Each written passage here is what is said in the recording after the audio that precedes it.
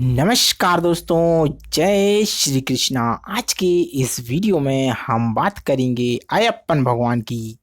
कहते हैं कि भगवान शिव के कई पुत्र थे, जैसे गणेश, कार्तिकेय, मुकेश, जलंधर, भौम आदि। इन्हीं में से एक अयप्पन स्वामी भी थे। अयप्पन स्वामी के जन्म की था बड़ी ही रोचक है। दोस्तों, केरल के सबरीमाला में बड़ा प्रसिद्ध मंदिर है। यहाँ लाखों लोग इनके दर्शन के लिए आया करते हैं।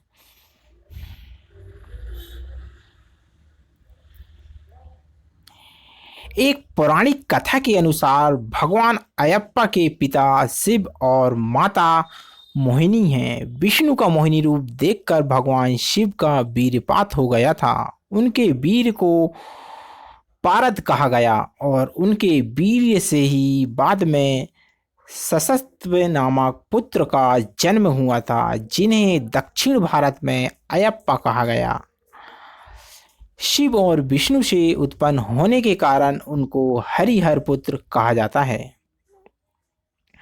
धार्मिक कथा के मुताबिक समुद्र मंथन के दौरान भोलेनाथ भगवान विष्णु के मोहिनी रूप पर मोहित हो गए थे और इसी के प्रभाव से एक बच्चे का जन्म हुआ, जिन्हें उन्होंने पंपा नदी के तट पर छोड़ दिया। इस दौरान राजा राजशेखरा ने उन्हें 12 साल तक पाला। बाद में अपनी माता के लिए शेरनी का दूध लाने जंगल गए और अयप्पा ने राक्षसी महिषी का वध किया था। कहते हैं दोस्तों, अयप्पा के बारे में किंवदंतियां भी हैं कि उनके माता पिता ने उनकी गर्दन के चारों ओर एक घंटी बांधकर उन्हें छोड़ दिया था। पंडालम के राजा राजशेखर ने अयप्पा को पुत्र के रूप में पाला, लेकिन भगवान अयप्पा को ये सब अच्छा नहीं लगा और उन्होंने वैराग्य प्राप्त हुआ तो वे महल छोड़कर चले गए। कुछ पुराणों में अयप्पा स्वामी को शास्ता का अवतार माना जाता है। दोस्तों, अयप्पा स्वामी का चमत्कारिक मंदिर की बात की जाए तो भारतीय राज्य केरल में सबरीमाला में अयप्पा स्वामी का प्रसिद्ध मंदिर है। यह विश्व भर में प्रसिद्ध है। लोग शिव के इस पुत्र के मंदिर में दर्शन करने के लिए आया करते हैं। इस मंदिर के पास मकर संक्रांति की रात घने अंधेरे में रह रहकर यहाँ एक ज्योति दिखती है। इस ज्योति के दर्शन के लिए दुनिया भर से करोड़ों श्रद्धालु हर साल आया करते हैं। सबरीमाला का यह मंदिर नाम सबरी के नाम पर पढ़ा गया था। कहते हैं वहाँ सबरी जिन्होंने भगवान राम को जूठे फल खिलाए थे और राम ने उन्हें नवधा भक्ति का उपदेश दिया था। बताया जाता है कि जब ये रोशनी दिखती है, उसके साथ शोर भी सुनाई देता है।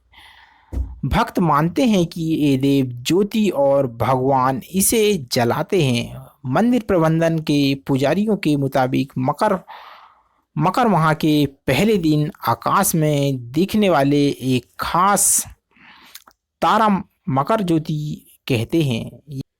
यह अयप्पा ने शैव और वैष्णवों के बीच एकता कायम की। उन्होंने अपने लक्ष्य को पूरा किया और सबरीमाला में उन्हें दिव्य ज्ञान की प्राप्ति हुई थी।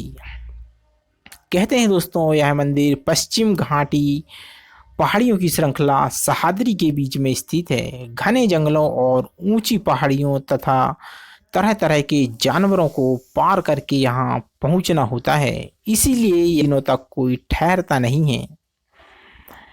यहाँ आने का एक खास मौसम और समय होता है। जो लोग यहाँ तीर्थ यात्रा के उद्देश्य से आते हैं, उन्हें 41 दिनों का कठिन व्रताम का पालन करना होता है।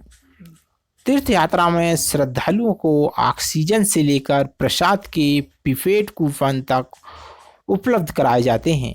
दरअसल मंदिर में 914 मीटर की ऊंचाई पर और केवल पैदल ही पहुंचा जा सकता है।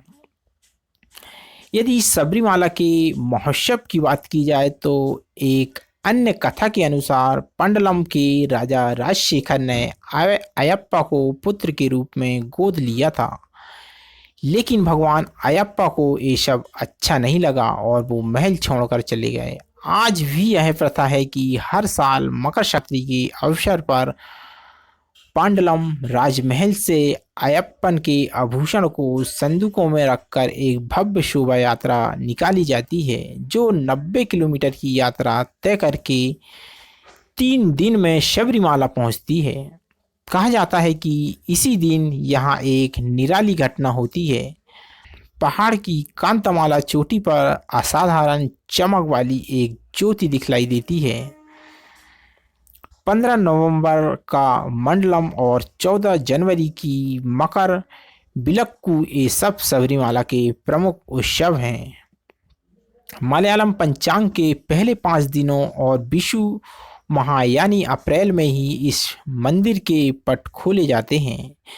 मंदिर में सभी जाति के लोग जा सकते हैं, लेकिन 10 साल से 50 साल की उम्र की महिलाओं के प्रवेश पर मनाही है। कहते हैं सबरीमाला में स्थित इस मंदिर प्रबंधन का कार्य इस सत्र त्रावणकोर देवस्थानम बोर्ड देखती है।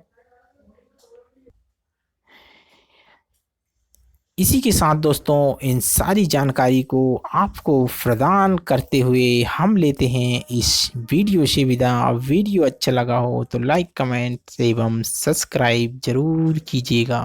जय श्री कृष्णा।